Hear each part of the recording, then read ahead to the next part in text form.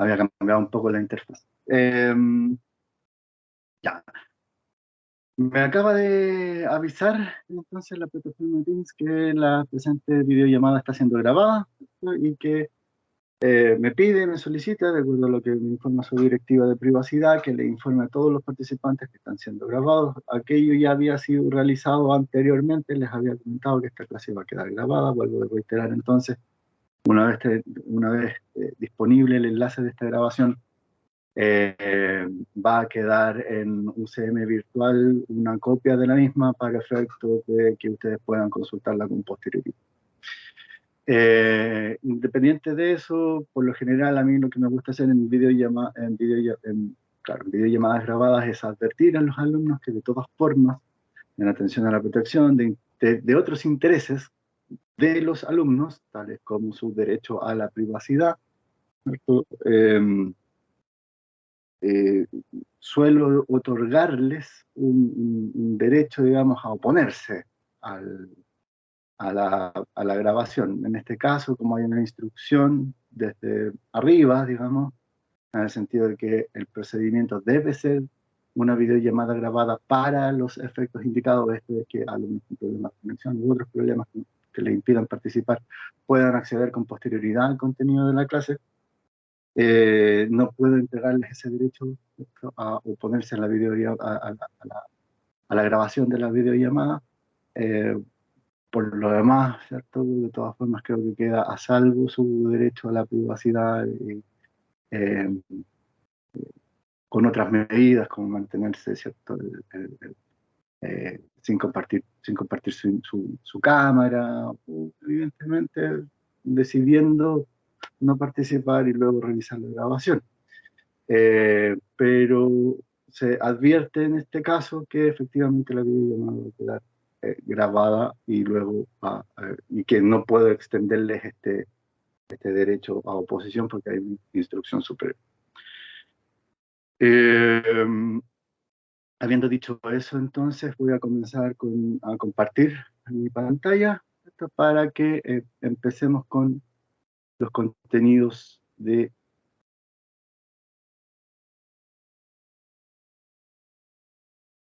la clase.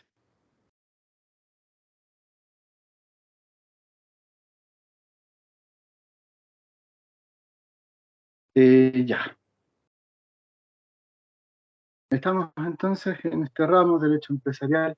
Bueno, primero, ya la semana pasada teníamos una recuperación por la clase del día martes de la primera semana que no habíamos podido realizar, eh, pero que por también una circunstancia muy excepcional, ¿cierto?, una rotura de matriz en el centro de Curicó que afectó a una parte importante de la ciudad. No se pudo realizar, porque evidentemente por medidas de higiene y seguridad, el no contar con agua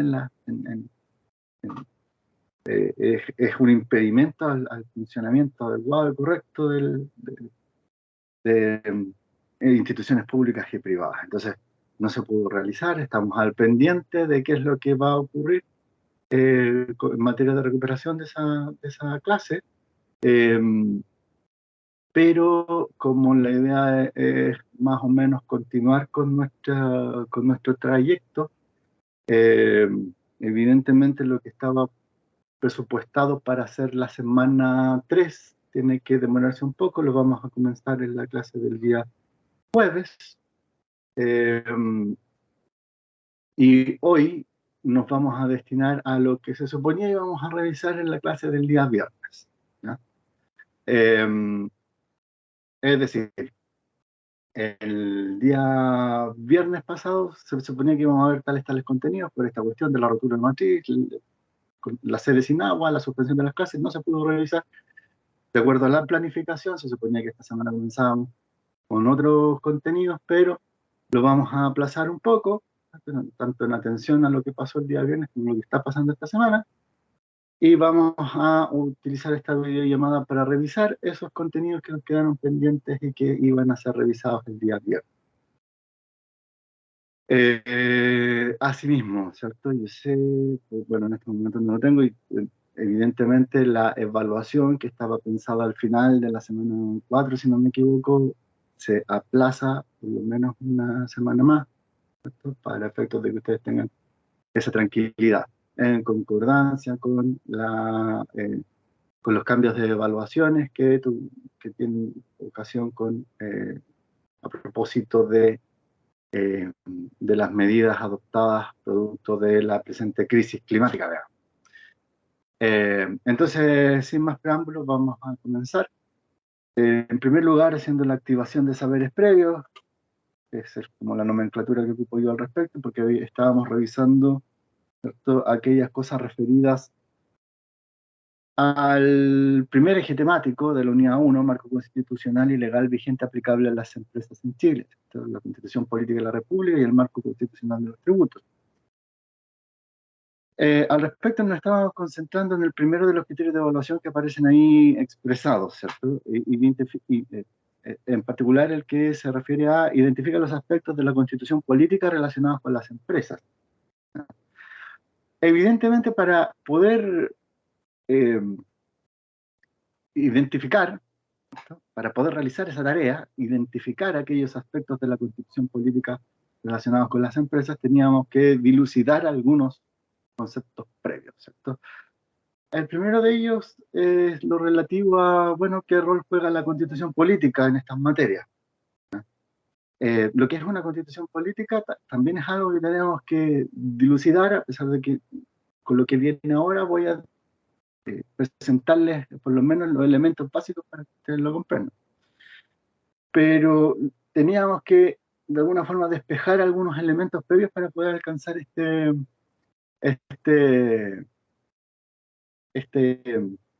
objetivo de aprendizaje, este criterio de evaluación. Y así nos remitíamos a lo que era la relación entre Estado, economía y derecho, fundamentalmente porque si nos vamos a las definiciones doctrinarias de lo que es una constitución, nos vamos a encontrar con un aparato bastante variopinto de definiciones posibles, ¿no?, que no solamente vienen desde el mundo del derecho, sino que vienen también desde otras disciplinas. No es la intención en estos momentos para ustedes, porque la atención a que no es de su interés profesional, ¿cierto?, el debate sobre qué es o no o deja de ser una constitución, y los distintos tipos de constitución que uno se puede encontrar, eso no es tan interesante para ustedes en este momento.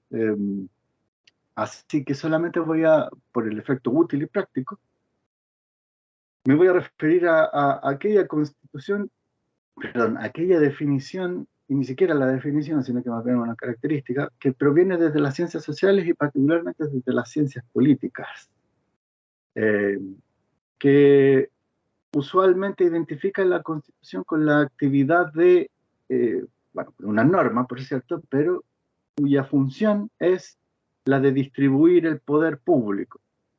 Distribuir el poder público dentro del poder político, ¿cierto?, dentro de una sociedad determinada.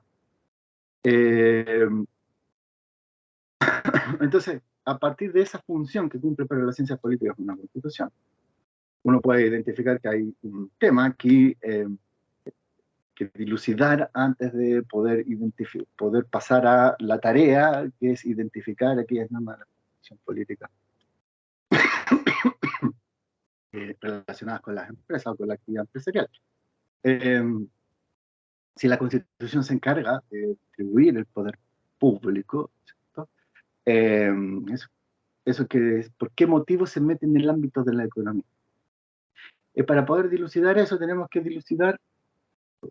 referirnos a la relación entre Estado, economía y derecho, algo que yo estoy seguro para muchos de ustedes eso ya estaba presente en sus cabezas de alguna u otra forma, quizás no articulada, no sistematizada, o sí articulada y sistematizada, pero de todas formas tenemos que hacer referencia a ello. Y en resumen, lo que revisábamos era que evidentemente si el problema de la economía es o el problema básico desde el que surge como disciplina propia la ciencia económica, el tratar de resolver cómo es que se satisfacen necesidades múltiples, individuales, personales, familiares, sociales, ¿cierto? Cómo se satisfacen esas necesidades con una cantidad limitada de recursos. Siendo esa, ¿cierto?, la pregunta básica que busca resolver la disciplina económica, ¿cierto? O tomando esa pregunta básica como punto de partida, uno comienza, si estudia hacia atrás cómo se ha tratado de resolver esta pregunta, uno se da cuenta que la figura del Estado es bastante presente. O es un tema bastante disputado dentro de la búsqueda de la respuesta a esa pregunta. ¿Qué rol juega el Estado en esto de tratar de distribuir estos recursos para satisfacer esas necesidades? Fundamentalmente. Y vimos cómo es que desde esa perspectiva, desde tratar de resolver esa pregunta secundaria, ¿qué rol juega el Estado en esto?, han surgido por lo menos 3 modelos.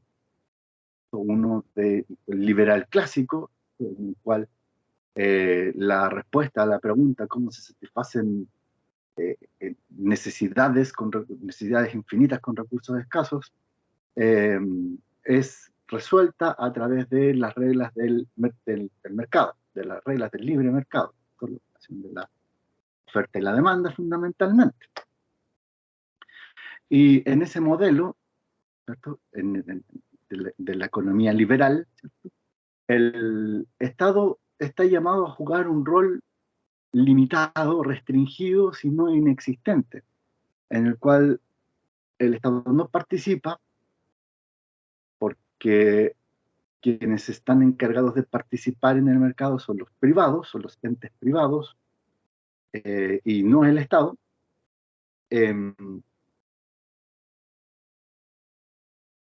Y solamente se le reserva el realizar actividades esenciales que no son realizadas por los privados: orden y seguridad, defensa exterior de la República, relaciones exteriores, cosas como eso. Veíamos también que en el otro lado del espectro encontrábamos a la economía centralmente planificada, en que la respuesta a qué rol juega el Estado en esto de satisfacer necesidades infinitas con recursos escasos, se responde a través de asignarle al Estado el rol definitivo o el rol principal, el rol protagónico, si se quiere, en resolver esa pregunta.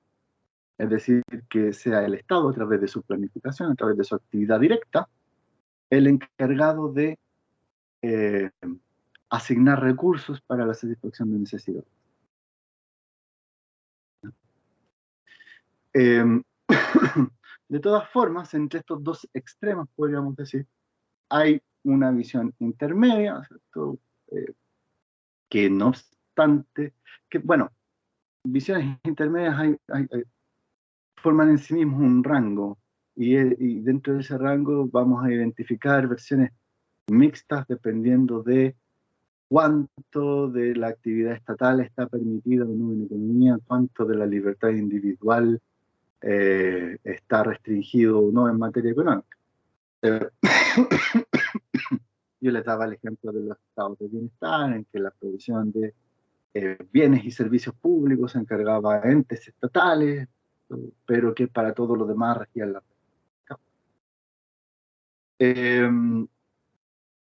entonces está más que claro que hay una relación intrínseca entre Estado y economía, porque el rol que juega el Estado en tratar de responder la pregunta básica de la economía ha sido una materia de importante debate político, científico, histórico, filosófico, en fin. Es quizás uno de los elementos más característicos de las discusiones del siglo XX hasta la fecha. Entonces existe esta relación entre Estado y economía. Pero ¿qué nos pinta ahí el derecho? Y con respecto al derecho, ¿cierto? Nos vamos a encontrar, ¿cierto?, con que la función del derecho es la de materializar, digamos, o la de llevar a cabo las políticas económicas del Estado.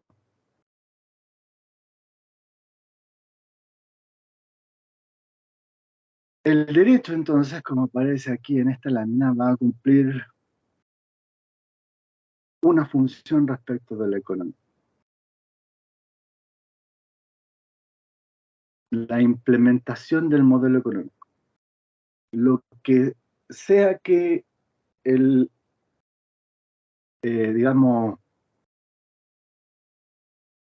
que, que configure el modelo económico en la relación entre Estado y economía, a la que adhiera ese particular Estado, aquello va a ser implementado a través de las herramientas del derecho. Esa es como la idea básica respecto a qué función cumple el derecho respecto a la economía. Ahí hay una mención al análisis económico del derecho que yo había dejado ausente de los contenidos de la semana pasada, ¿ya? Eh, pero es simplemente porque es como la otra cara de la moneda. Si el derecho funciona como un instrumento de implementación del modelo económico, en la relación entre derecho y economía, la economía sirve también como una herramienta de análisis del derecho.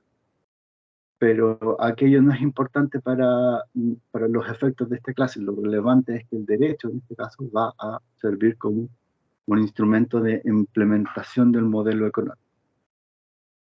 Eh, y claro, bueno, quizás se lo había mencionado ya, pero cuando yo hablo de la activación de los saberes previos, hago referencia a cómo yo estructuro mi clase, que es la estructura de la novela del Mega. Escenas del capítulo anterior, la primera parte, el capítulo de hoy y escenas del próximo capítulo al final. En esas tres etapas tiene una clase estándar para mí. Eh,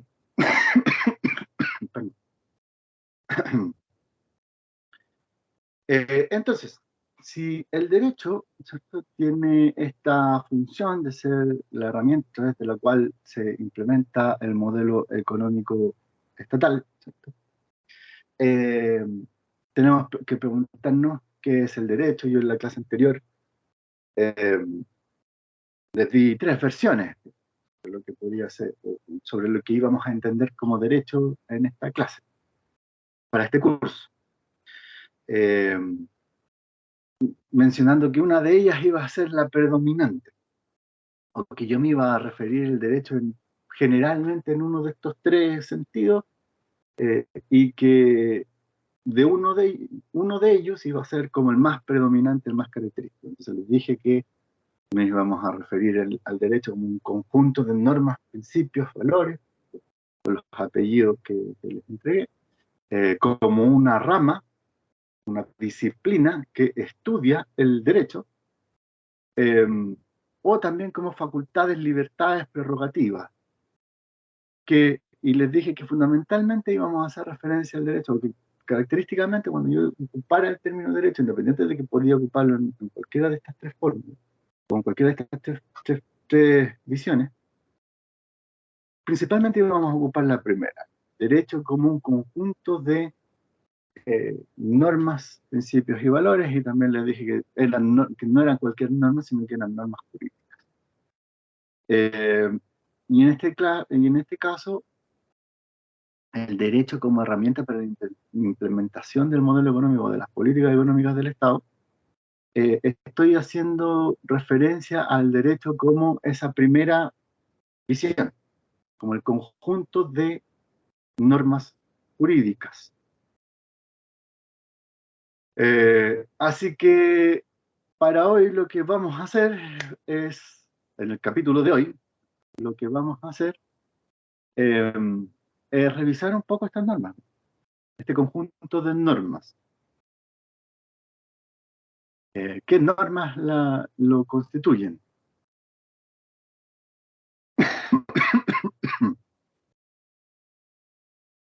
Y vamos a revisar entonces lo que usualmente se revisa en los ramos de derecho en las clases iniciales de cualquier ramo, eh, como bajo el título Fuentes del Derecho.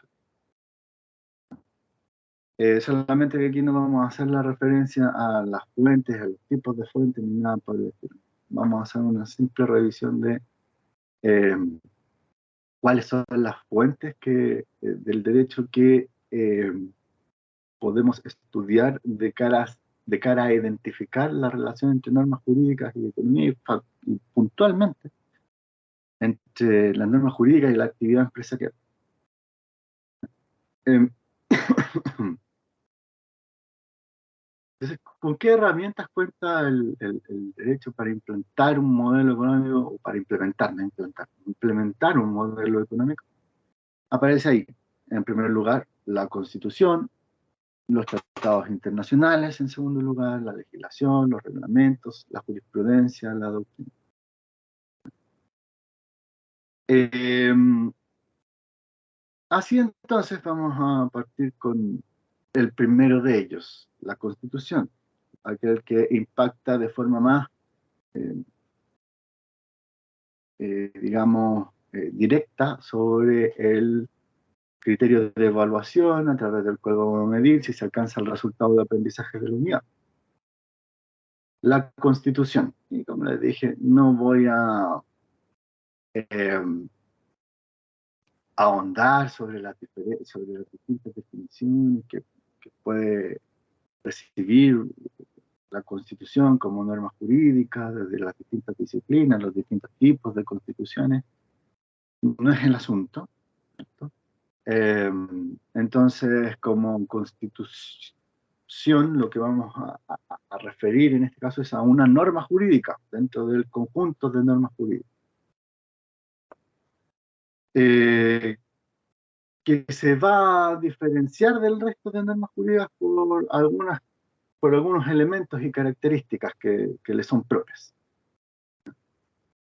Eh, entonces, no es cualquier norma jurídica, es la norma jurídica fundamental de la República, en primer lugar, la norma jurídica fundamental. Las definiciones jurídicas suelen hacer referencia a la ley fundamental de la República. Eh, fundamental no haciendo una equivalencia con importancia, sino, o no necesariamente con importancia, sino que con la idea de fundamentos, con la idea de fundación, digamos.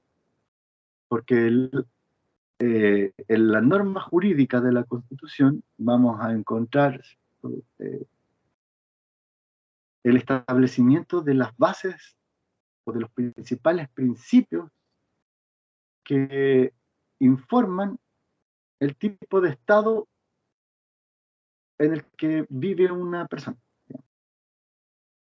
Es decir, en la Constitución actual, en la Constitución actualmente vigente, encontramos las bases institucionales de la República.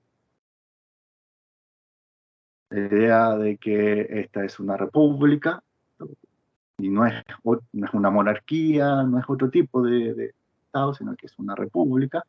Esta es una república democrática, eh, que la soberanía reside en la nación, ¿cierto? Y que se encuentra limitada el poder soberano se encuentra limitado por por los derechos esenciales que emanan de la naturaleza humana. Eh, es decir, esa es una de las primeras materias de las que se encarga la Constitución, establecer las bases de lo que va a ser el Estado.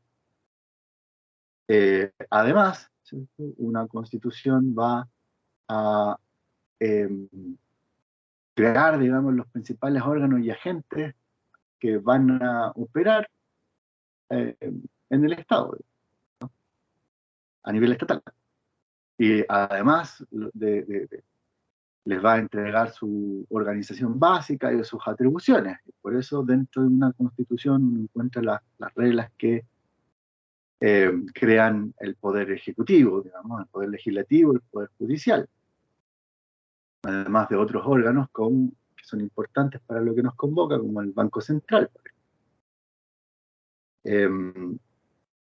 Y, por cierto, además va a consagrar los derechos de los ciudadanos, los principales derechos de los ciudadanos.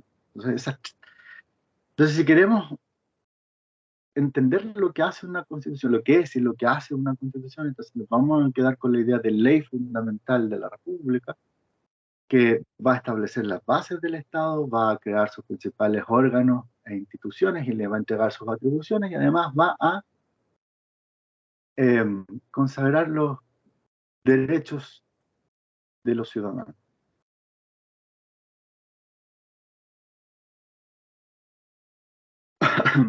Bajo la idea que yo les entregaba inicialmente, esta idea de que la Constitución distribuye poder, ¿cierto? O como se ve desde las ciencias políticas, la función de la Constitución, distribuir el poder del Estado, eh, es importante, ¿cierto?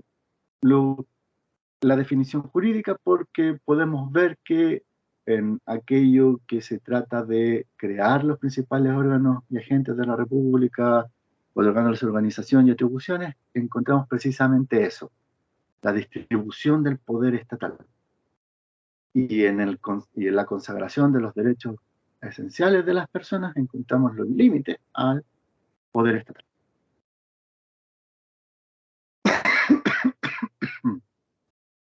Por supuesto, esta parte es como un tanto abstracta. Por lo tanto, a mí, si alguien tiene por ahí alguna duda, consulta, por favor hágala presente. Trataré de aterrizarlo aún más.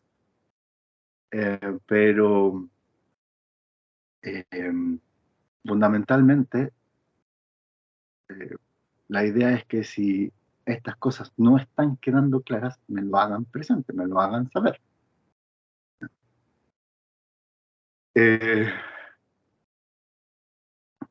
pero vamos voy a hacer una pequeña recapitulación. Eh, Estamos en la relación entre Estado, economía y derecho. Sabemos que el Estado juega un rol importante en la respuesta a la pregunta económica básica y que el derecho es aquel que se encarga de implementar las políticas económicas del Estado para tratar de responder esa pregunta económica básica. Eh, y el derecho va a contar con determinadas herramientas para poder hacer aquello, fundamentalmente son normas jurídicas. Dentro del mapa de normas jurídicas nos vamos a encontrar en primer lugar con la Constitución, porque la Constitución va a ser la norma fundamental de la República, a través de la cual se van a establecer las bases de la misma, del Estado, ¿cierto? Se van a crear los principales órganos y agentes que se van a encargar de ejercer el poder estatal y además y además les va a entregar las atribuciones a través de las cuales va a ejercer esa función. Eh, pero además va una constitución a establecer los principales derechos de los ciudadanos. Entonces estamos en ese punto, identificando lo que es una constitución dentro de este mapa de normas. La Constitución además va a ser la ley fundamental de la República porque va a establecer las bases fundacionales, además de que porque va a establecer las bases fundacionales del Estado, eh, porque se va a ubicar, digamos, en la cúspide de la pirámide. Si establecemos una jerarquía entre normas jurídicas, la Constitución está en el organigrama, digamos, de jerarquía, la Constitución está arriba. Eh, y las demás normas del ordenamiento, la ley, los tratados, bueno, no los tratados quedan afuera, pero la ley, la jurisprudencia, los reglamentos, las demás normas, eh, están subordinadas a la Constitución. a través de el principio de supremacía constitucional, ¿ya? O principio de supremacía de la Constitución.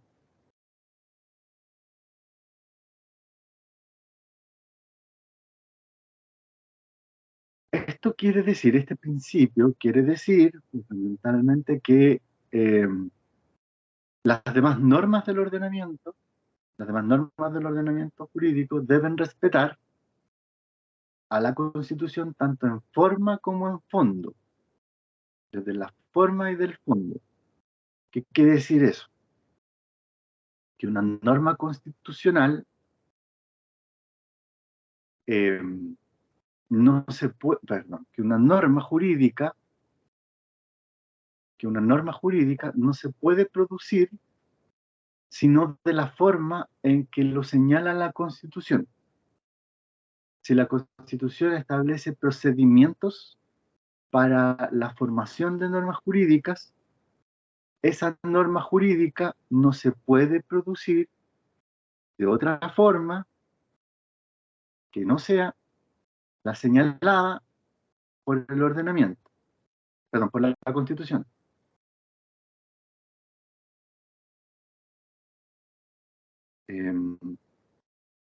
El ejemplo básico es la ley, ¿cierto? La Constitución establece los principales procedimientos que se siguen para la formación de una ley. Para que una ley sea constitucional y obedezca al principio de supremacía de la Constitución, deben seguir en su formación los procedimientos que establece la Constitución. Y en el fondo, una norma jurídica, ¿cierto?, debe obedecer a la Constitución porque no la contradice. Es decir, vamos a ubicar a esta ley fundamental de la República en la parte alta del organigrama de jerarquía, ¿cierto?, en materia de normas jurídicas, por la operación del principio de supremacía constitucional, que significa que las leyes o las demás normas de la República obedecen en forma y fondo a la Constitución, en forma que se producen de la manera que señala la Constitución y en el fondo que la materia que queda regulada por las demás normas jurídicas no contradice lo que dice la Constitución.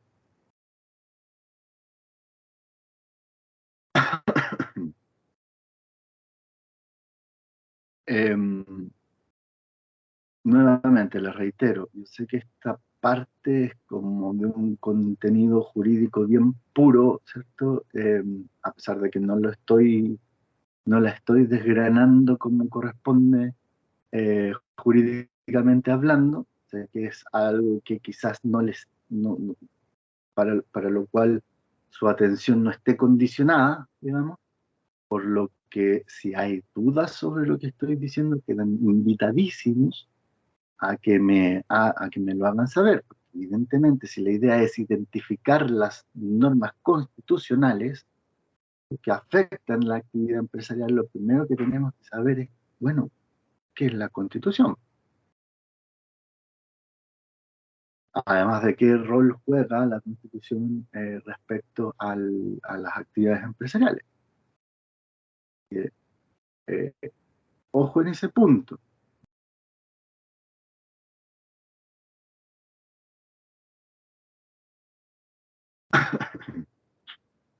Ya, de todas formas, pretendo hacer alguna actividad formativa preparatoria antes de la prueba. Ahí voy a revisar si esto queda o no, ¿ya? Independiente de que también quiero hacer un repaso. Ya. Entonces tenemos eso, en primer lugar. Si las normas jurídicas que constituyen el derecho como un conjunto de normas jurídicas se encargan de implementar el modelo económico y las políticas económicas del Estado, entonces, en primer lugar, en la cúspide de la pirámide o de la jerarquía entre normas jurídicas nos encontramos con la Constitución, la ley fundamental de la República, que eh, sienta las bases del Estado, crea sus principales órganos y agentes y le entrega sus atribuciones y además establece los derechos esenciales de la de los ciudadanos. Eh, las demás normas del ordenamiento jurídico les deben obediencia a la Constitución formal y de fondo, es decir, se producen conforme los procedimientos señalados en la Constitución y, eh, y no pueden contradecir al texto de la Constitución. Eh,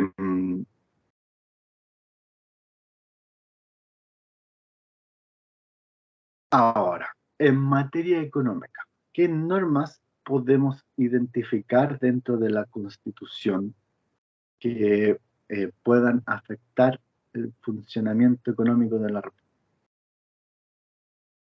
Eh,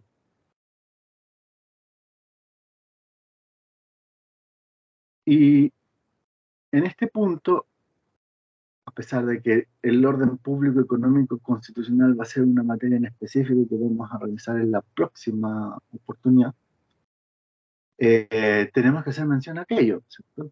A las normas, a las bases constitucionales del orden público económico,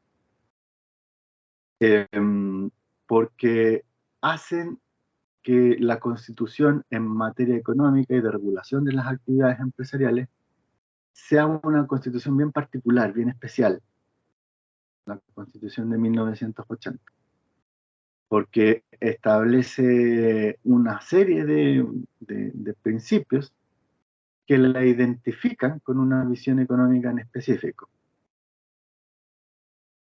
Eh, Acá, en esta parte, lo único que voy a hacer es revisar, es mencionar más bien, a aquellas normas. Ya la próxima clase vamos a revisar estas normas con más detalle y lo que significan. Pero estas normas que uno puede encontrar en la Constitución chilena, que se refieren al orden público económico constitucional y que de esa forma afectan a las actividades empresariales, son fundamentalmente el establecimiento de un derecho a la no discriminación económica. Que vamos a ver, es un derecho que obliga al Estado a no discriminar en materias económicas entre sus ciudadanos. El derecho a la libre iniciativa económica, la libertad de empresa le llamamos, libertad económica o libertad de empresa. Eh, el derecho a la propiedad, o como aparece ahí, el derecho a la libre adquisición de bienes, fundamental para poder desarrollar actividades empresariales, que podamos acceder a, al dominio de todo tipo de bienes y servicios perfectos de poder transformarlos en otros, de así realizar actividades empresariales, actividades lucrativas. Por supuesto, la protección de la propiedad privada también va a ser fundamental de cara al desarrollo de actividades empresariales. Eh,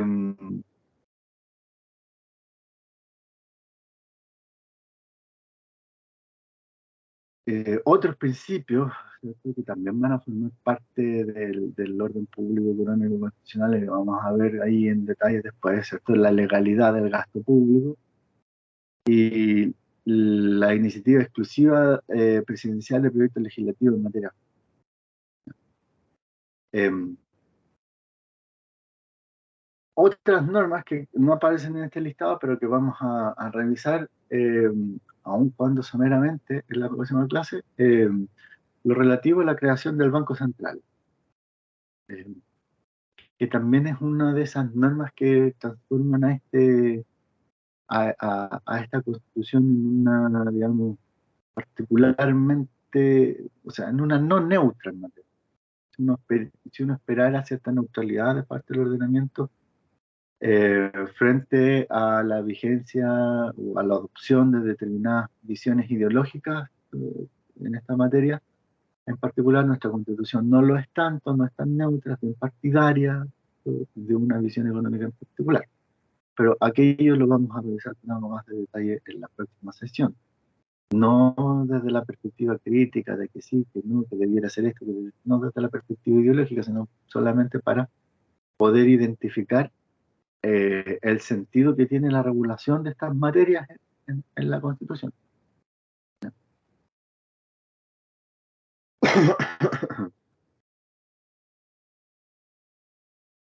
Luego, ¿cierto? Además de la Constitución, vamos a encontrar otras normas jurídicas que van a impactar sobre la regulación económica y la regulación de las actividades empresariales. Pero antes de continuar con ello, los invito a hacer un breve descanso de de unos cuantos minutos, ¿no? En este caso van a ser unos 7 minutos. Porque yo tengo las 11:42, hacemos un descanso, retomamos a las 11:50, ¿ya? Eh, para cumplir un poco con las formalidades de horario establecidas por la institución, ¿ya? Y además para que descansen un poco, porque esto puede sonar medio enredado. O sea, a las 11:50 nos volvemos a encontrar.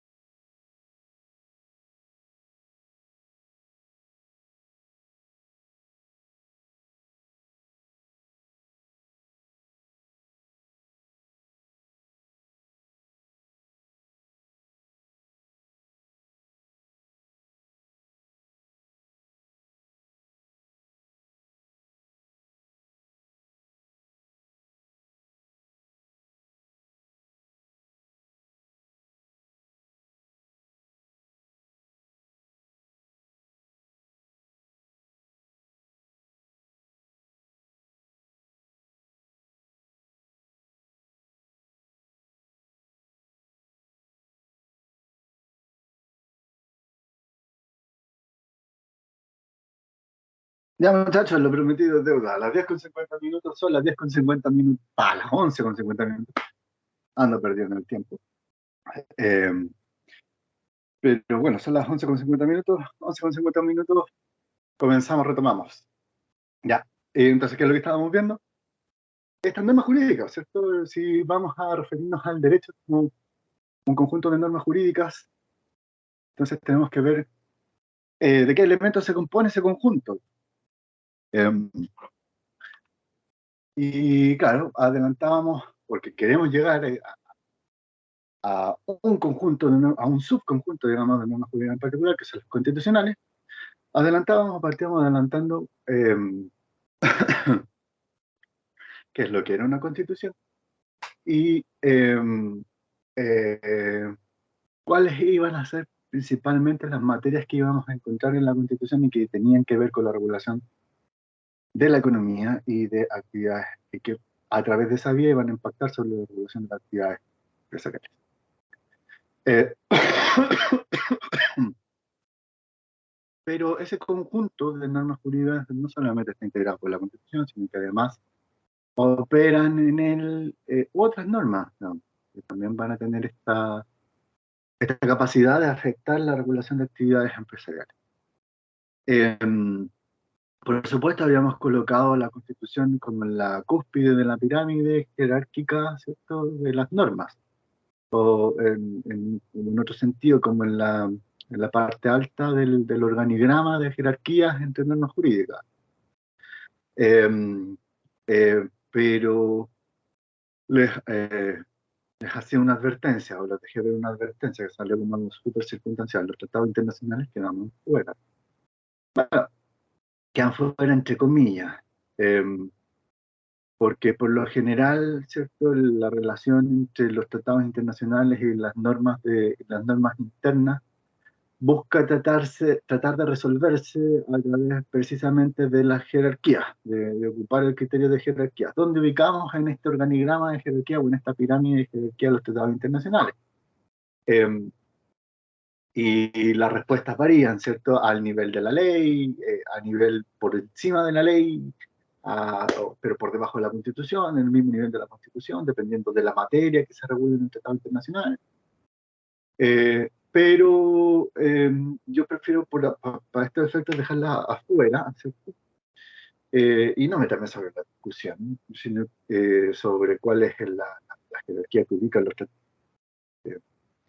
que ocupan los tratados internacionales. Porque no creo personalmente que se trate de un problema de jerarquía. Eh,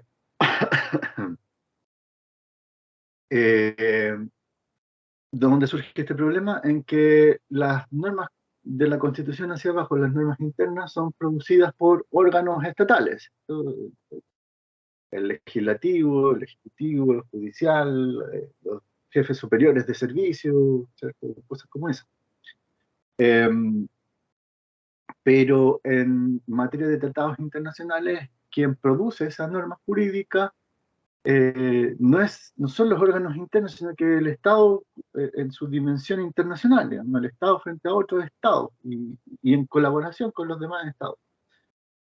Entonces ahí surge el problema de cómo estas normas son o pasan a formar parte del entramado del conjunto de normas jurídicas que conforman el derecho interno de cada Estado.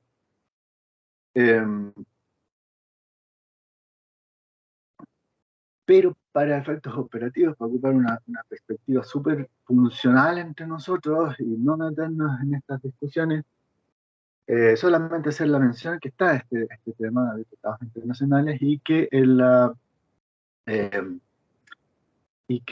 los acuerdos entre estados eh, producen normas jurídicas, digamos, que obligan a los estados, pero que a través de la acción de los mismos van a generar impactos sobre los particulares. Y que resulta más que evidente eh, existen una pléyade de tratados internacionales que se encargan de regular las actividades empresariales. Sobre todo porque en el mundo, ¿cierto?, en el planeta Tierra en el que nos encontramos, las fronteras comerciales se han vuelto más difusas, se han ido difuminando, y la idea es facilitar la libre circulación de bienes y servicios de formas transfronterizas. Y para eso, los instrumentos tales como los tratados internacionales juegan un rol fundamental. Eh, Así tenemos distintos ejemplos de tratados internacionales que van a ser interesantes eh, desde la perspectiva de sus efectos sobre la actividad empresarial, como por ejemplo los acuerdos de libre comercio, que como se señala ahí establecen un régimen progresivo de desgravación arancelaria a las importaciones, aplicable en modo recíproco entre las partes de acuerdo con un programa prefijado. Fundamentalmente se trata de que entre dos estados, o entre un estado y una agrupación de estados, entonces se fijan condiciones comunes de comercio, y que sí, tienen un importante contenido en el sentido de establecer beneficios arancelarios, buscando, ¿cierto?, facilitar, bajar las barreras que impidan la libre circulación de bienes y servicios entre fronteras. Eh, Además, vamos a encontrar ciertos otros ejemplos eh, de normas, de tratados internacionales que pudiesen eventualmente eh, eh, eh, influir en los acuerdos de asociación, ¿cierto? Eh, como por ejemplo el acuerdo entre Chile y la Unión Europea,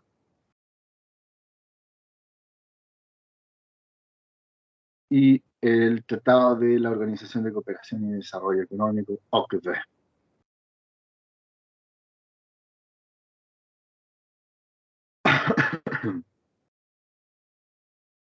También dentro de este conjunto de normas al que vamos a identificar, o a través del cual más bien el derecho va a desarrollar la política económica, ¿no?, o va a implementar el modelo económico del Estado, vamos a encontrar a la ley que se encuentra definida como norma jurídica en el artículo 1 del Código Civil. Eh, pero fundamentalmente no nos vamos a meter en su definición ni en las características de ella, en sus elementos y la forma en que, y las críticas que se suelen hacer respecto de esta definición, y ofrecer definiciones alternativas, sino que lo que vamos a hacer es simplemente remitirnos a la idea de que esta es la norma que surge desde la acción del Poder Legislativo, el Congreso en Chile. Eh, y que, bueno, en la siguiente sesión, cuando estamos haciendo este tema del orden público económico y cómo afectan las actividades empresariales, vamos a ver algunos límites sobre que pesan sobre el ejercicio de la actividad legislativa. Eh, pero también vamos a estar llamados en este ramo a estudiar cuerpos legales, a estudiar expresiones particulares de la ley. Eh, dentro de esta misma unidad tenemos que revisar la legislación tributaria, ¿sí? Y ya en la unidad 2 tenemos que meternos en el ámbito de la legislación comercial. Entonces es importante tener cierta claridad sobre, bueno, a qué nos vamos a estar refiriendo. No vamos a, la idea es que cuando nos corresponda identificar la legislación tributaria, identificar aspectos de la legislación comercial, no nos vayamos a meter en otros ámbitos, porque la idea es que ustedes sean capaces de cumplir con esos criterios de evaluación, a través de los cuales verificaremos si están o no, o si exhiben los resultados de aprendizaje. Eh, Existirán entonces un conjunto de leyes que van a eh, eh, digamos, implementar el modelo económico y concretar las políticas económicas dentro del Estado, ¿cierto? la ley tributaria, la ley comercial, ¿cierto? Pero aquí, por ejemplo, aparece en materia de política monetaria, ¿cierto? La ley orgánica constitucional del Banco Central de Chile. Eh, el Banco Central es un órgano constitucional, ¿cierto? Es creado por la Constitución. La Constitución se establece la creación del Banco Central y las principales características de su organización, pero la Constitución le encarga a una ley definir en detalle la organización y atribuciones del Banco Central. Entonces, esa es la ley orgánica constitucional del Banco Central de Chile. En materia presupuestaria, ¿cierto? La ley de administración financiera del Estado, ¿verdad? La ley de bases de la administración financiera del Estado.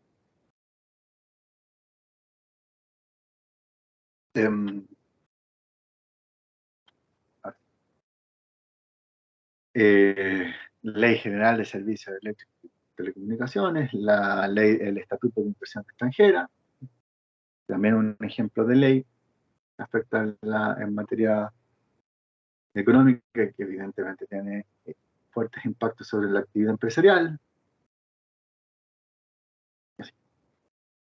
La ley de mercado de valores, la ley de propiedad intelectual y la ley de propiedad industrial. Ejemplos de leyes que tienen este impacto sobre la actividad empresarial. ¿Qué decir? El Código de Comercio, el Código Tributario, la ley de IVA, la ley de renta. En fin.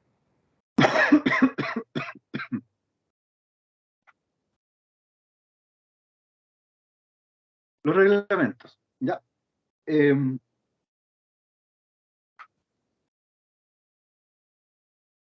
Respecto a los reglamentos, lo que hay que identificar para poder entender qué son, ¿cierto?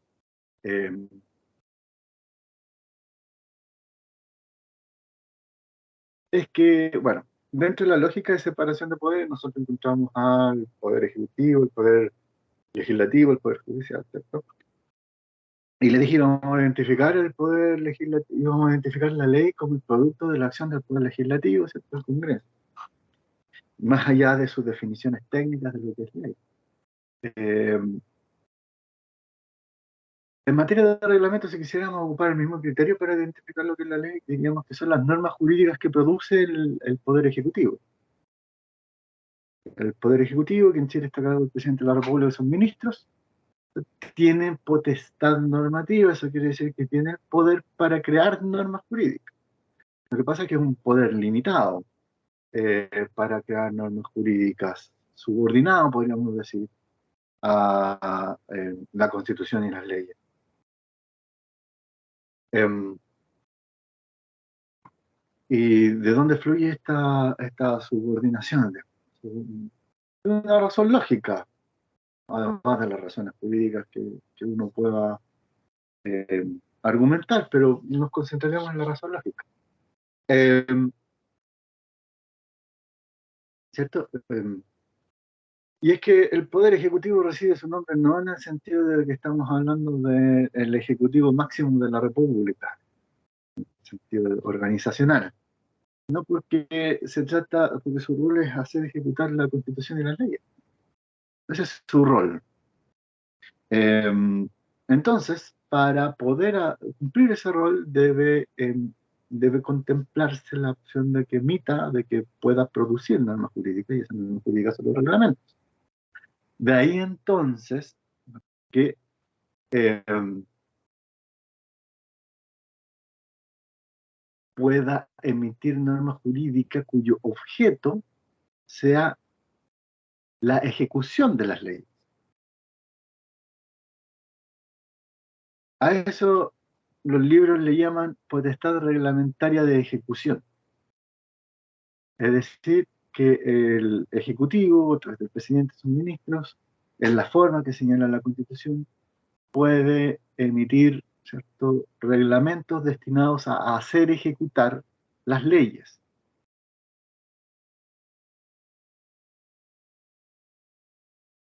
Ahí hay un ejemplo en la lámina que se está proyectando, el reglamento de la Ley de Servicios Eléctricos. Su función entonces va a ser hacer ejecutar la ley. Lo llamamos la potestad reglamentaria de ejecución.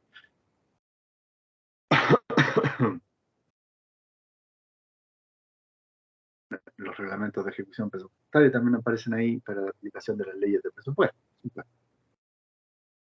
Eh,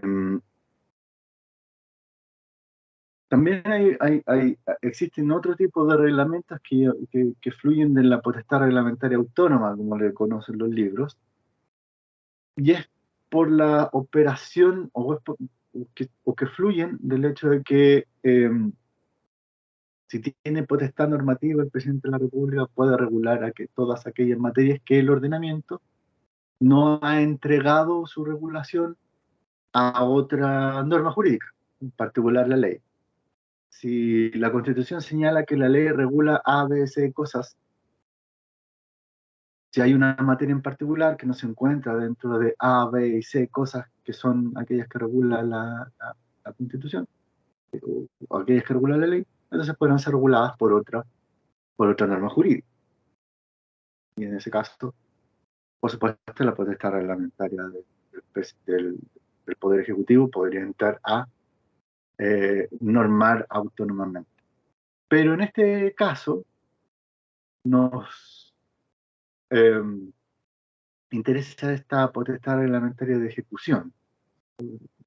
Y vemos a los reglamentos desde esa perspectiva, como manifestaciones de la potestad reglamentaria de ejecución, a través normas jurídicas a través de las cuales el presidente y sus ministros pueden hacer ejecutar la ley.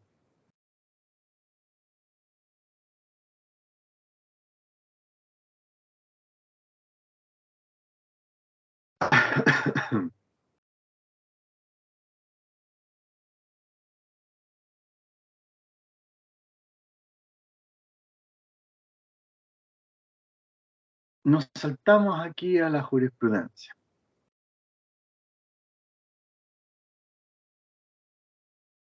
La jurisprudencia, ¿cierto? Bueno, aquí sí tengo que meterme en algunos aspectos con respecto a qué es a cómo vamos a entender lo que es la jurisprudencia. Eh, Porque uno podría mentalmente hacer, digamos, si les hablé de la potestad normativa del Congreso, la potestad normativa del presidente y sus ministros, uno podría hacer una similitud o establecer una correlación y decir, bueno, entonces esta es como la potestad normativa de los tribunales, eh, a partir de la clásica división tripartita de los poderes o funciones del Estado. Y es una buena aproximación, pero una aproximación nada más. Eh,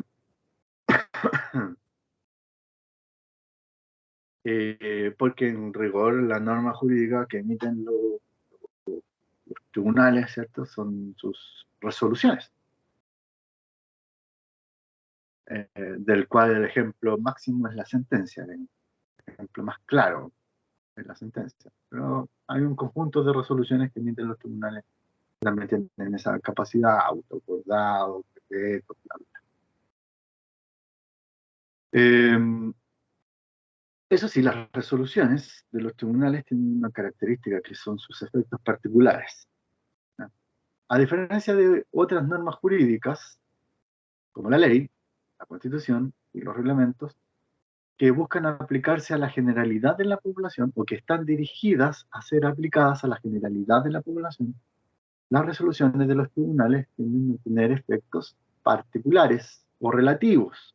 Es decir, la norma jurídica que contienen se aplica a las partes de la contienda o juicio o controversia respecto a la cual o dentro de la cual tuvo objeto la resolución, o fue objeto de la resolución. Es decir, si el tribunal va a emitir su resolución, auto, interlocutoria o sentencia definitiva, ¿cierto? En un juicio. Y los efectos de esa resolución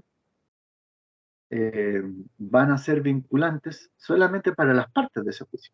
A eso le llamamos los efectos relativos. Eh, entonces, cuando hablamos de jurisprudencia, no estamos pensando fundamentalmente aquí en, en eso, en hacer un símil con la sentencia. Eh, la jurisprudencia, digamos, viene a ser eh, digamos, el razonamiento, las razones de derecho que exhiben los tribunales al momento de dictar sus sentencias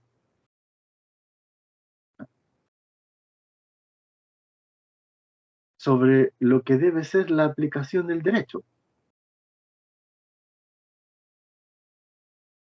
en una materia determinada.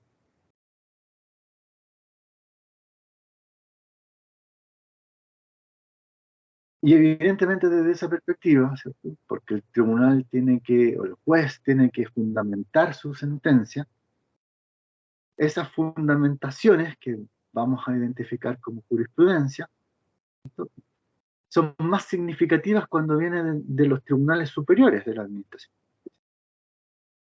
las Cortes Supremas, las Cortes de Apelaciones.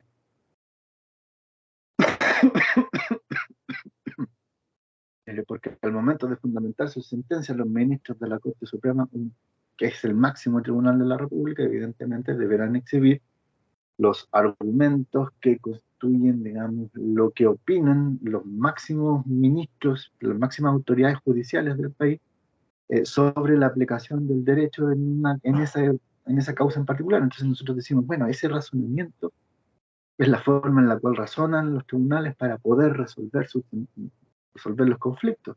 Ahí tenemos una, una importante fuente del derecho, digamos, porque no obstante no ser vinculante, no ser obligatoria, de hecho ni siquiera es obligatoria para ellos mismos, uno entiende que esos razonamientos sirven de orientaciones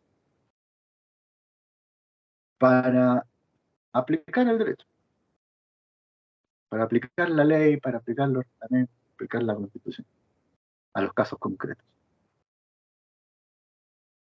Entonces, en materia económica y de actividades empresariales, por supuesto que la jurisprudencia de la Corte Suprema, ¿cierto?, va a ser fundamental, al igual que la de las Cortes de Apelaciones. Eh, pero vamos a encontrar otros órganos que ejercen funciones jurisdiccionales que no forman parte del Poder Judicial, que también van a ofrecer jurisprudencia judicial para estos efectos, como el Tribunal Constitucional, o en materias económicas el Tribunal de Defensa de la Libre Competencia.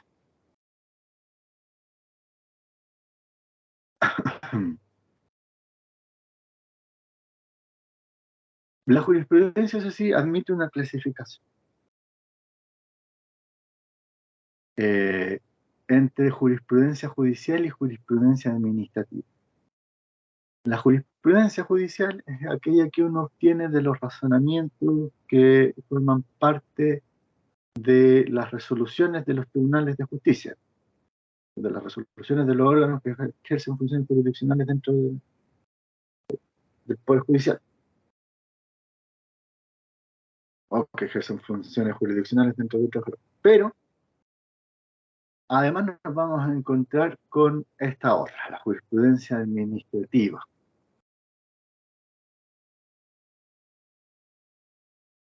Eh, y es que, bueno, existe toda una discusión sobre si en realidad los órganos de la administración, es decir, aquellos que forman parte de la administración del Estado, no del Poder Judicial, sino que aquellos órganos que forman parte de la administración del Estado y que ejercen eh, funciones regulatorias o fiscalizadoras dentro de determinados ámbitos, eh, y que dentro de esas funciones regulatorias y fiscalizadoras pueden emitir pronunciamientos, como el Servicio de Impuestos Internos, si eso constituye o no una manifestación de las de facultades jurisdiccionales. Más allá de esas discusiones, que solamente cumplo con hacerles presentes, nos vamos a encontrar con que hay órganos que no forman parte del Poder Judicial y que en estricto rigor no identificamos como órganos que forman parte del ejercicio de la función jurisdiccional, sino que forman parte de la administración del Estado, que por el hecho de eh, tener facultades reguladoras dentro de un mercado específico o tener facultades fiscalizadoras, pueden eh, producir jurisprudencia, la que vamos a llamar jurisprudencia administrativa. ¿Se entiende esa diferencia, no?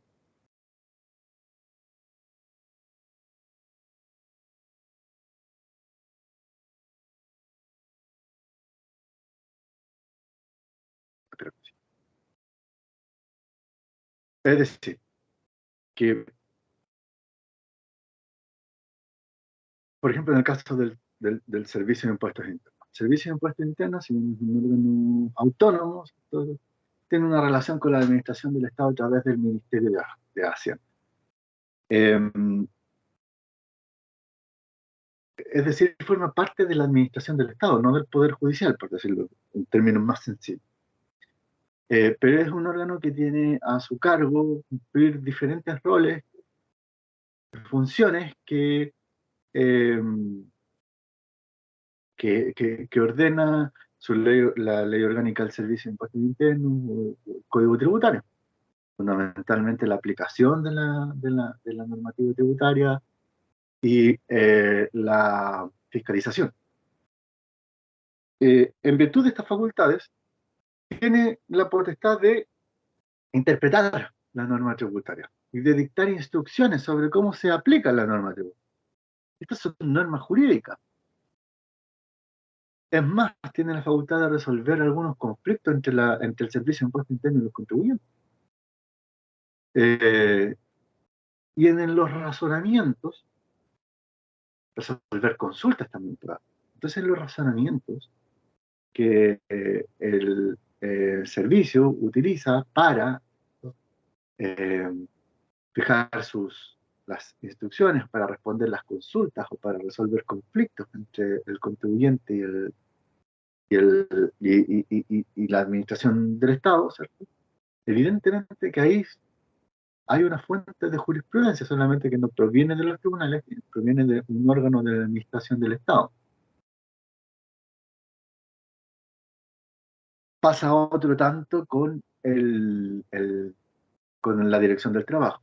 La dirección del trabajo encargada de la aplicación de las normas laborales, de velar por la vigencia de las normas laborales, tiene facultades fiscalizadoras, tiene facultades normativas también en la materia, entonces puede fijar criterios para la aplicación de las normas, puede resolver consultas de trabajadores y empleadores respecto a la correcta aplicación de las normas, y algunas facultades también para resolver algunos conflictos.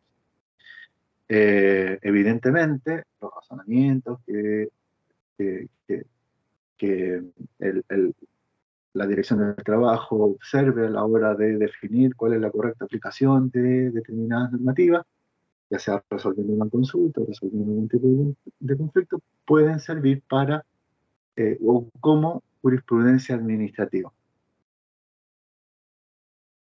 Esa parte fue medio rápido, pero creo que son los ejemplos paradigmáticos de jurisprudencia administrativa, como también tenemos ahí en la lámina eh, pronunciamientos instructivos de la Superintendencia de Electricidad de Combustible, la Unidad de Análisis Financiero, dependiente del Ministerio de Hacienda. Existe también fuente de jurisprudencia administrativa en materias económicas, y particularmente en lo relacionado a la actividad empresarial.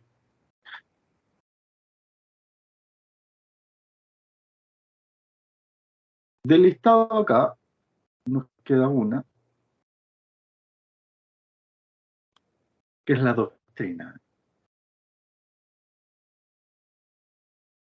Eh, y la doctrina, bueno, ya lo advertía en la sesión anterior, tiene esta característica que en realidad no es norma jurídica. Entonces estamos hablando del conjunto de normas jurídicas, pero yo les traigo aquí un elemento del conjunto que ni siquiera comparte la característica básica de los restos del resto de los elementos del conjunto, que es ser doctrina. O sea, que es ser norma jurídica, es doctrina. Eh, y no lo es porque no coincide con lo que le decía en la sesión anterior, era la característica principal, digamos, que debía tener una regla de conducta para considerarse norma jurídica, que era la posibilidad de ser, eh, la posibilidad de que la sanción por su incumplimiento sea obtener el cumplimiento forzado de la misma a través del uso de la fuerza estatal.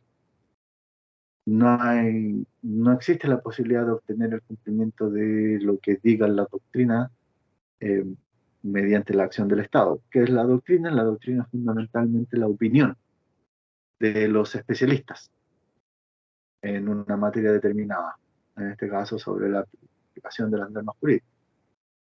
Eh, pues bueno, como es la opinión de los autores y su peso va a depender de la autoridad que tenga este autor en particular. Eh,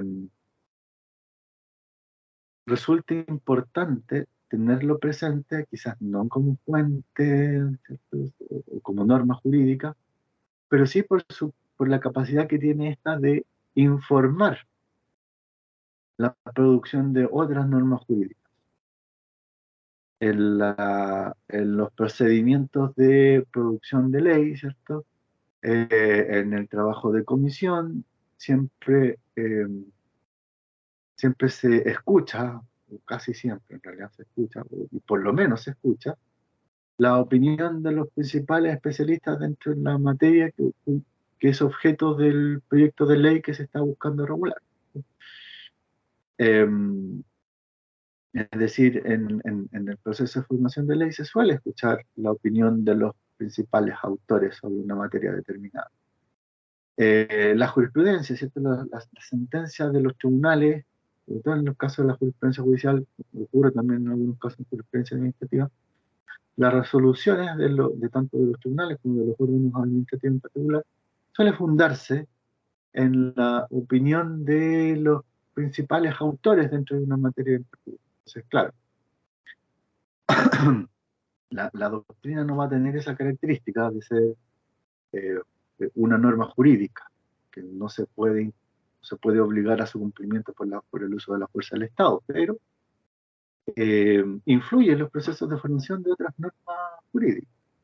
Y desde esa perspectiva uno siempre tiende a mencionarla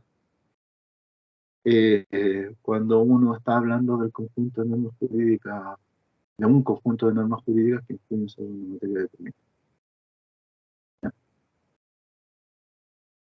Así entonces, uh, ya, voy a hacer un breve recuento nada más eh, para terminar esta parte y pasar a la última parte que son las escenas. Entonces nos estábamos consultando, bueno, cuál es la función del derecho frente a la regulación de las actividades empresariales y la función del derecho en materia económica está vinculada a la implementación de las políticas económicas del Estado, ¿no? Eh, y para entender qué es lo que era derecho, íbamos a recurrir a la visión que la identifica con el conjunto de normas jurídicas. Le decía yo normas jurídicas, principios y valores, pero vamos a volver a esos otros elementos cuando estamos en la próxima clase. Entonces lo íbamos a identificar fundamentalmente con el conjunto de normas jurídicas. Y eh, teníamos entonces que remitirnos a cómo estaba compuesto ese conjunto. Evidentemente iba a estar compuesto de normas jurídicas, pero ¿cuáles iban a ser esas normas jurídicas? y cómo iban a funcionar estas normas jurídicas entre ellas. Entonces, en primer lugar, la Constitución. Le destinamos una parte importante de la clase a revisar el aspecto constitucional, porque si uno mira el criterio de evaluación, de lo que se preocupa es de la capacidad que ustedes puedan desarrollar de identificar las normas constitucionales, ¿no?, que afecten la actividad empresarial. Ya tenemos a la Constitución. Eh, y una decía las características más relevantes, que se trata de la ley fundamental de la República, que establece las bases del Estado, crea sus principales órganos vigentes y les entrega sus atribuciones, y además establece los derechos esenciales de los ciudadanos. Sí, la otra característica importante era que se iba a ubicar en la cúspide de la pirámide jerárquica de las normas jurídicas, fundamentalmente a través de la operación del principio de supremacía de la Constitución, que supone que las demás normas del ordenamiento obedecen a la Constitución, tanto en forma como en fondo. Es decir, que se producen de la forma en que está establecida en la Constitución y no la pueden contradecir en. Así veíamos que habían algunas normas que impactaban sobre las actividades económicas y sobre las actividades empresariales, la libertad de empresa, el derecho a la no discriminación en materia económica, el derecho a propiedad, el derecho a la propiedad, ¿cierto?, y otras también. Todas aquellas forman parte de lo que íbamos a entender como orden público económico constitucional, pero el desarrollo de ese orden público económico constitucional lo dejamos para la siguiente sesión, porque es fundamentalmente la herramienta que les va a permitir a ustedes cumplir con aquello que eh, solicita el, el, el, el criterio de evaluación, que sean capaces de identificar estas normas constitucionales. Bajábamos, ¿cierto? Y de la máxima norma jerárquica del ordenamiento, y nos encontrábamos con los tratados internacionales, eh, como acuerdos entre estados o entre agrupaciones de estados, destinadas a regular distintas materias, y que evidentemente dentro de esta playa de materias que puede ser regulada a través de tratados internacionales, uno iba a encontrar materias económicas que iban a impactar sobre la actividad empresarial, como por ejemplo acuerdos de libre comercio, entre otros que irán siendo mencionados en su podcast. Por supuesto, en el siguiente peldaño encontrábamos a la legislación. Evidentemente, la ley iba a jugar un rol protagónico en la regulación de las actividades empresariales, económicas, como una de las herramientas a través de las cuales se desarrollaba la política económica del Estado. Se pueden encontrar leyes en materia de política fiscal, como la ley tributaria o la ley de base de la administración financiera del Estado. Y vamos a encontrar política monetaria, como en el caso de la ley orgánica del Banco Central, pero además íbamos a encontrar materias estrictamente relacionadas con la actividad empresarial, como el Código de Comercio, como el Código Tributario, la ley de IVA, la ley de rentas, el Código del Trabajo, en fin. Los reglamentos, ¿cierto? Tanto para los reglamentos como la jurisprudencia tengo que volver un poco atrás a tratar de definirlos, porque había entendido, ¿cierto? O eh, les había ofrecido la idea de que la legislación era esta norma jurídica que producía el Congreso de la República. Bueno, respecto a los reglamentos, les dije, esta es la norma que produce el Poder Ejecutivo a través del presidente y sus ministros, y cuya principal función es hacer ejecutar la ley. Es decir, son normas jurídicas, los reglamentos que son emitidas por el presidente de la República para efectos de poder hacer ejecutar la ley, poder hacer aplicable esta ley. Eh, y la jurisprudencia les decía, no íbamos a hacer iba a ser la norma que iba a ser, que uno podía entender, eh, era emitida desde el Poder Judicial, pero que no lo íbamos a hacer símil a la sentencia, porque las sentencias tienen estos efectos relativos. La jurisprudencia la íbamos a encontrar en los razonamientos de los tribunales, ¿cierto? Sobre todo de los tribunales superiores, encargados de uniformar la aplicación del derecho a través de los razonamientos sobre los cuales fundan sus sentencias, nos permitían saber cuál era la opinión de los máximos tribunales respecto a cómo se interpretaba y aplicaba correctamente el derecho. Y eso le íbamos a llamar jurisprudencia. Pero además íbamos a encontrar, además de la jurisprudencia judicial, íbamos a encontrar jurisprudencia administrativa, porque iban a haber órganos que iban a tener facultades regulatorias dentro de un mercado en específico y además facultades fiscalizadoras, y que en virtud del ejercicio de esas facultades regulatorias fiscalizadoras podían también emitir resoluciones y que en los razonamientos de esas resoluciones íbamos a encontrar también jurisprudencia, y a esa le vamos a llamar jurisprudencia administrativa. Y así les daba el ejemplo, los ejemplos más clásicos: el Servicio de Impuestos Internos y la Dirección del Trabajo. Pero además encontramos otros órganos, la Superintendencia de Bancos e Instituciones Financieras. Hoy en día, perdón, hice una referencia al pasado, hoy en día la Comisión de Mercado Financiero. Ese es otro ejemplo bastante importante que reemplaza la Superintendencia de Bancos. Y ya no hace poco, o sea, de un lapsus temporal. La Comisión de Mercado Financiero. ¿Ya?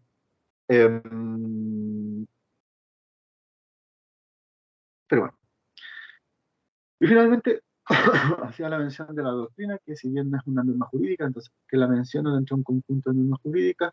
Bueno, no es una norma jurídica, pero evidentemente la doctrina, entendida como la opinión de los principales especialistas en una materia particular, en particular, es consultada por los órganos de producción de normas jurídicas.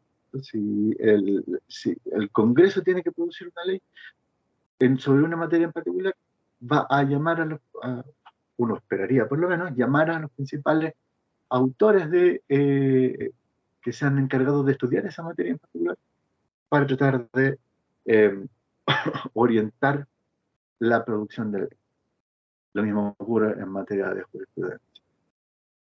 Entonces, claro, no es norma jurídica porque no es obligatoria ni se nos puede obligar a cumplir con lo que dice la doctrina por la fuerza, pero los órganos que producen normas jurídicas consultan la doctrina para fundamentar su producción de normas. Y desde esa perspectiva es que, si bien no vamos a hacer mayores menciones en el futuro de la doctrina, de todas formas la mencionamos acá. Eso como el breve resumen de lo que nos encargamos de revisar en el capítulo de hoy. Estas normas jurídicas que conforman este conjunto de normas jurídicas a través de la cual el Estado iba a implementar su modelo económico, sus políticas económicas de cara a resolver el rol que le compete en la asignación de recursos para la satisfacción de necesidades económicas. Eso entonces, con eso terminamos el capítulo de hoy. Eh, Los dejo invitados al próximo capítulo, que va a ser por esta misma vía, es decir, en el mismo canal, pero el próximo jueves, en que vamos a meternos, vamos a comenzar con la descomposición de aquellas normas en particular dentro de la Constitución que impactan sobre la regulación de la actividad económica. Y yo las identifico con las normas del orden público económico constitucional.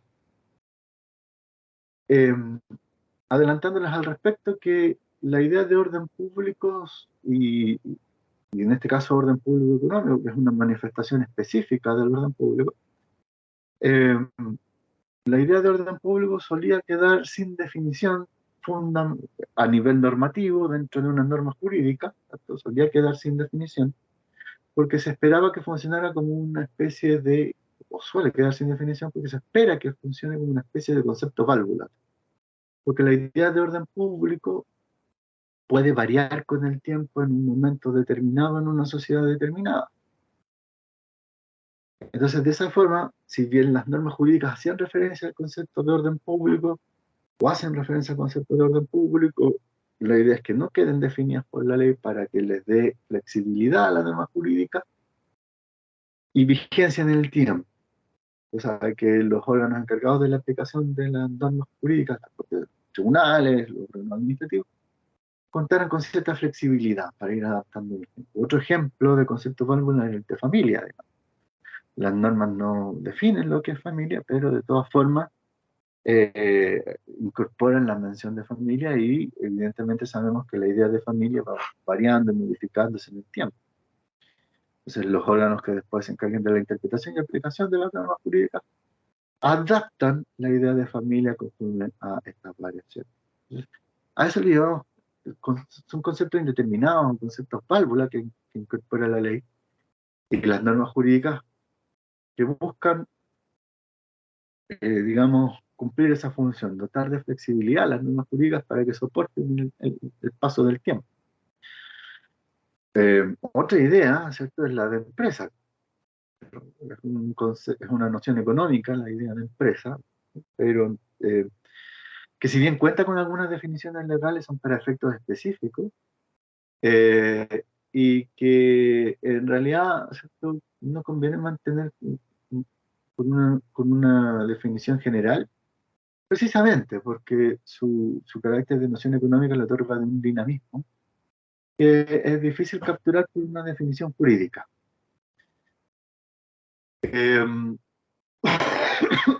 Entonces, si uno definiera para efectos generales lo que es empresa, vuelvo sobre un punto en materia de empresa, si hay una definición legal, pero es para efectos específicos.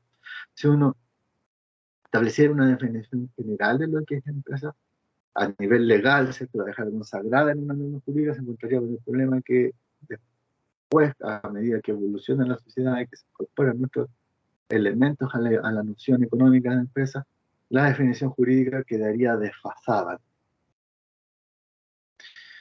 Y por lo tanto ya tendría que reformarse la norma jurídica para adaptar el concepto, la definición de empresa, y las reformas jurídicas toman tiempo.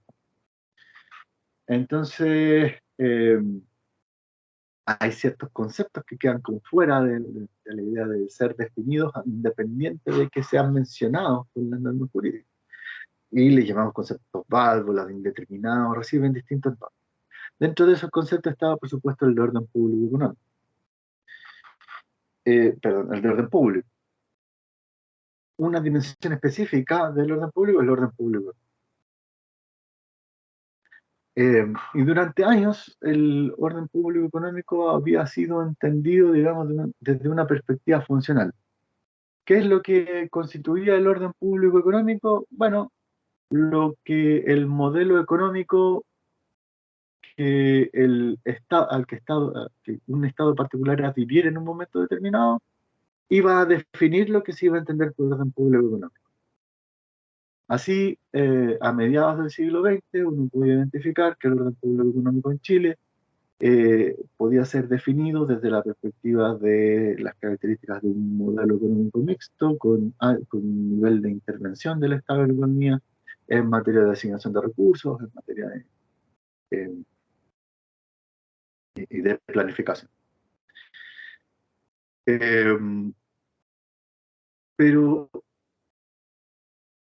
moviéndonos hacia adelante, ¿cierto? Por ahí, cuando estaba operando la Comisión de Estudios de la nueva Constitución, que es uno de los antecedentes a la Constitución de 1980, lo que dicha Comisión de Estudios de la nueva Constitución entendía como orden público económico tenía características particulares que la diferenciaban mucho de lo que se podía entender el orden público económico a mediados del siglo XX. Y en lugar de hacer referencia la, a la, a la intervención del Estado, hacía referencia a la regulación del Estado, a tratar de limitarlo. E incorporaba, ¿cierto?, a su idea de orden público económico, la de eh, promover lo que llamaban la libre iniciativa creadora del hombre. Es un término que invisibiliza a las mujeres, pero es el término que ocupó la Comisión de Estudio de la nueva Constitución, la libre iniciativa creadora del hombre. Y eso la coloca a esta idea de orden público económico, la coloca en un lugar en específico dentro de los modelos económicos, caracterizado por la regulación, por la restricción de la actividad particular y el, y la protección de la iniciativa privada. Y si bien no quedó definido lo que la Constitución del 80 iba a entender por orden público económico, en la Constitución del 80 quedaron instituciones de orden público económico que reflejaban esa visión de lo que el constituyente de la época entendía era el orden público económico. Protección de la libre iniciativa creadora del hombre, y restricción de la actividad del Estado en economía. Y esa es una de las principales características de nuestro orden público económico, el hecho de que los principios de lo que se entendía en una época determinaban lo que era el orden público económico, quedaron manifestados en la Constitución de 1980. Y estos principios dicen relación con las ideas neoclásicas. Yo les había dicho también la semana anterior que iba a hacer referencia al neoliberal, no en el sentido que le otorgan las ciencias sociales, ni mucho menos en el sentido que le otorgan la ciencia económica, solamente iba a hacer referencia a neoliberal en el sentido de que las ideas liberales clásicas renovadas, expresadas de una forma nueva, de ahí neoliberal, desde una perspectiva casi 100% histórica. Y nada más. ¿Para qué? Para sustraer a esa mención del neoliberalismo de sus componentes más polémicos y podamos continuar esta discusión sin ese componente. Entonces, sí, de eso se trata entonces lo que vamos a revisar en la próxima semana. ¿Cómo están establecidas estas normas del orden público económico constitucional a partir de esa visión en particular y cómo eso afecta o puede llegar a afectar la regulación de las actividades empresariales? Ya les adelanté, ¿cierto? Uno va a encontrar en la Constitución, por ejemplo, la no discriminación económica, la libre iniciativa económica, que son derechos absolutamente o configurados en la forma liberal clásica. Y hay otros derechos ahí también eh, que quedan configurados de esa forma, no obstante, naturalmente no lo son. Y eso, entonces, esas son las escenas del capítulo anterior, las escenas del próximo capítulo, el adelanto del próximo capítulo. Vamos a revisar lo que es el orden público económico constitucional, porque en esas instituciones, en esas reglas contenidas en la Constitución, están las normas constitucionales que afectan la actividad empresarial. Y con ello vamos entonces a terminar de revisar los contenidos que identifican el primer criterio de evaluación que tenemos que revisar en esta unidad 1. Eso, dudas, consultas, reclamos, sugerencias. Han estado callados, cabrón. Yo al menos estaba atento a la clase, solamente que en silencio. No tendría no tengo por el momento ninguna duda con la clase. Me quedó claro todo. Ya, perfecto. Muchas gracias también, doña Francisca. Yo quedo agradecido de ustedes por estar presentes, por poner atención. Ya vamos cumpliendo el horario. Motivo por el cual me comienzo ya a despedirme, a dejarlos en libertad de acción, recordándoles que voy a cerrar la grabación una vez terminada la misma. Se va a emitir un enlace, van a poder, yo voy a procurar dejar la grabación de esta clase disponible en UCM virtual para que ustedes puedan consultarla con posterioridad, ¿ya? Sobre todo aquellos de ustedes que no pudieron estar presentes.